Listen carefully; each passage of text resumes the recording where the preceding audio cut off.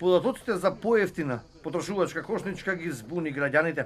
Најголемиот дел од оние кои денеска ги анкетиравме велат дека во последниве неколку години, откако инфлацијата не престана да расте, не забележале некој производ да поевтини. Повеќе велат дека не веруваат на извештаи и на анализи, туку на тоа со што секојдневно се соочуваат, а тоа се ценовни шокови. Дали се виделе нешто да е поевтинето, само сакам да прашам? Не, све е поскапо. Нема ништо поевтинето. Вчера објавија дека има намалување на трошоците. Се намалиле цените. Ништо нема. Од 50 на 100. Од 60 на 100. Што е најскапо според вас? Месото, се месните производи и тоа. Кај сирењата, млекото? И тоа е исто, да. И тоа е скапо многу. Има и покачување, има и синување.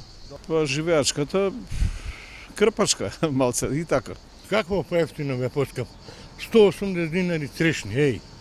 Во јули. Во јули која се најповеќе.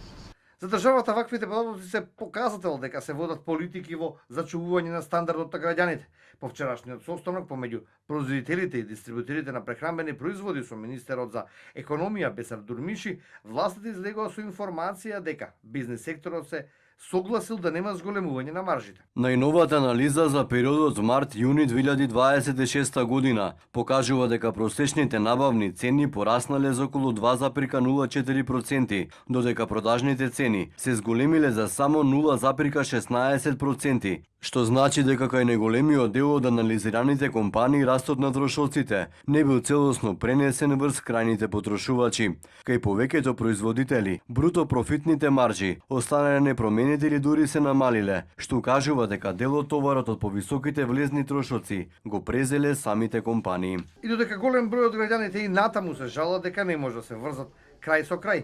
За синдикатите единствениот начин за излез од ваквата голгота е да се зголемат платите на работниците. Минималната кошничка која тежи над 68.000 денари не се полни со две просечни, а камоли со минимални плати кои според многумина се поценувачки и недостоинствени.